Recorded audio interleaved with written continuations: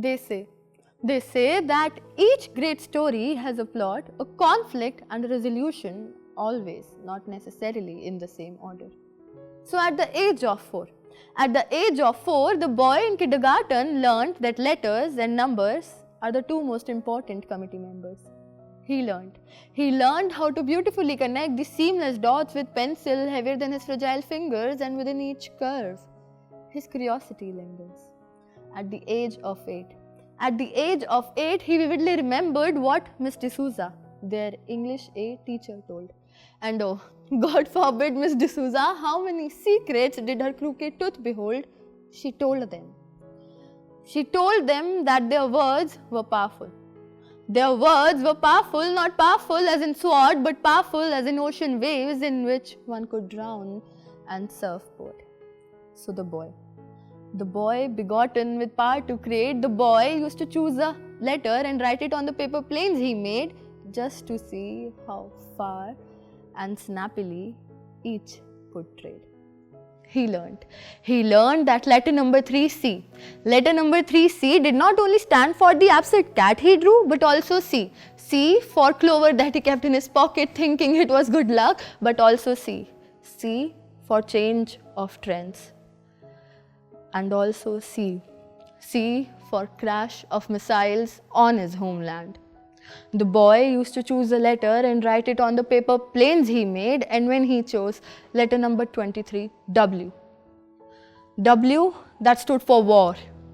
The paper plane, it didn't make that far. At the age of 12, he vividly remembered how he escaped those ashes.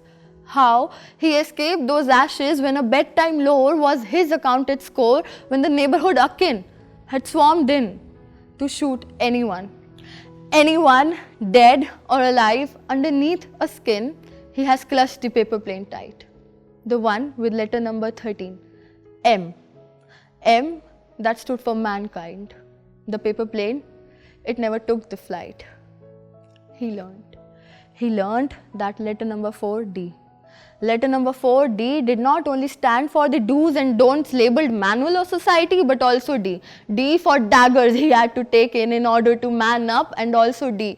D for demon he was said to be possessed with when he dressed up in sari like their most worshipped deity, and also D. D for displacement that his mind felt when his body was catapulted between the straps of his religion and his body's fulfillment. The boy used to choose a letter and write it on a paper plane he made, and when he chose letter number 17, Q. Q, that stood for queer. The paper plane, it never left his mind's rear. They say that each great story has a plot, a conflict and a resolution, always, not necessarily in the same order. So at the age of 16,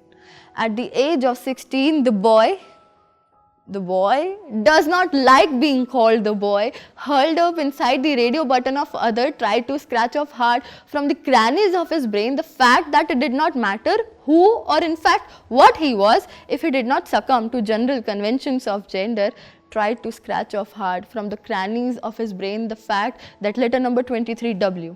W did not only stand for war that he waged with himself, but also W. W for words hitting harder than stones. W for walls shrinking around him, trying to stuff his bones. He remembered that letter number 8, H, it stood for hope.